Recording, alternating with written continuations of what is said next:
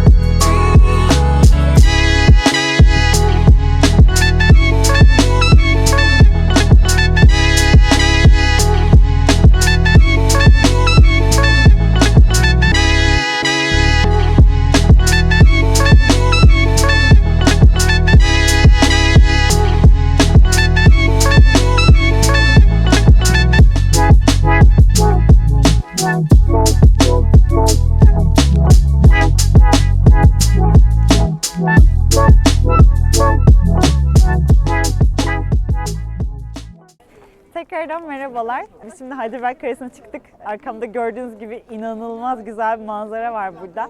Gerçekten anlatılan kadar varmış. Biz çok beğendik. Kalenin girişine 9 euroluk bir bilet alarak girdik biz. Eğer öğrenciyseniz de 4,5 euroya girebiliyorsunuz öğrenci kimliğinizi göstererek. Ve Heidelberg'e gelirseniz burayı gelmenizi kesinlikle öneriyoruz. Çok güzel bir manzarası var. Kalenin içerisi çok büyük değil. İçeride çok fazla gezebileceğiniz bir şey bizce yok. Kalenin içerisinde bir de bir ön böyle balkon gibi bir kısım var, bir terası var.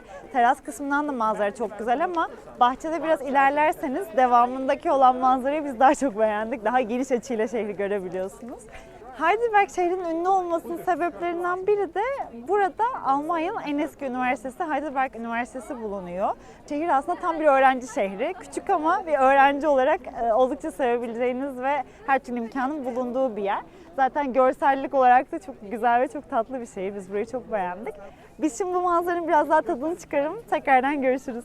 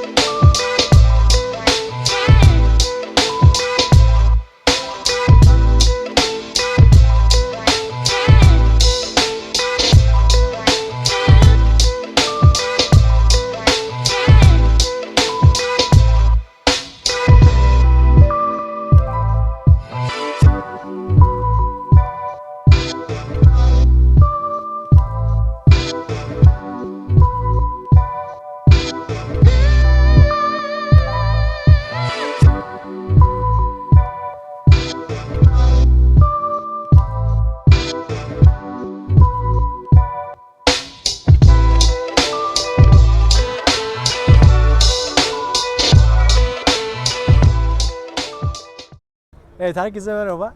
Şimdi de Heidelberg Old Bridge'deyiz. Arkamda gördüğünüz gibi kaleden burası aslında çok yakın, 10 dakikalık bir mesafe.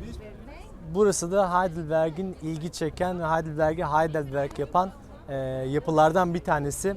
Heidelberg Old Bridge diye geçiyor burası. Görüntülerden de gördüğünüz gibi şehir bir nehir aracılığıyla ortadan ikiye ayrılıyor. Bu Old Bridge ise, Heidelberg Old Bridge ise bu iki yakayı birbirine bağlayan meşhur bir köprü. Daha önce de söylediğimiz gibi burası çok büyük bir yer değil. Burada gezilmesi, görülmesi gereken yerler aslında çok fazla yok. Bir kalesi var, çok meşhur. Gerçekten görmeye değer ve vaktinizin büyük bir kısmını oraya harcayabilirsiniz. İki köprü var. Burası eski köprü, Old Bridge diye adlandırılan köprü. Onun haricinde ise Eskişehir var. Ve bunun haricinde birkaç tane müze var.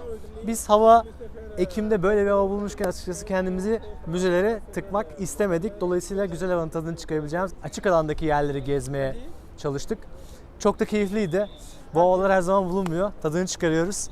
Onun haricinde Heidelberg küçük ve günübirlik bir yer. Biz de günün hakkını verdiğimizi düşünüyoruz.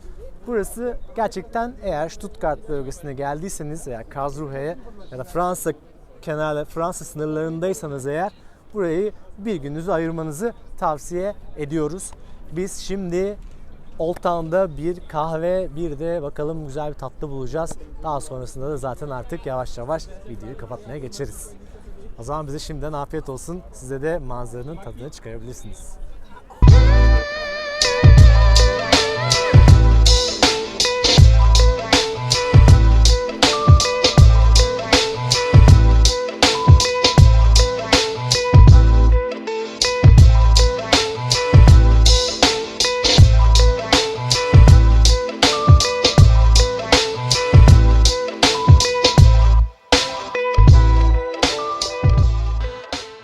Herkese merhaba. Şimdi biz bir ara verelim istedik. Günü bitirirken bir kahve, bir tatlı bir şeyler yiyelim istedik. Burası da çok meşhurmuş. 1830 yılından beri Kafe Schaafhäutle. Buranın meşhur pastaları, işte elmalı turtaları vesaire birçok seçenek mevcut. İçeride bir bahçesi var. İçine gittikçe büyüyor mekan.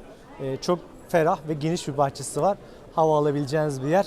Biz Schwarzwälder yani orman meyveli pastalarını denedik ve elmalı turtayı denedik. Çok beğendik. Sizlere de tavsiye ediyoruz. Heidelberg'e geldiğinizde mutlaka uğramanız gereken kafelerden bir tanesi Kafe Schaafhäutle.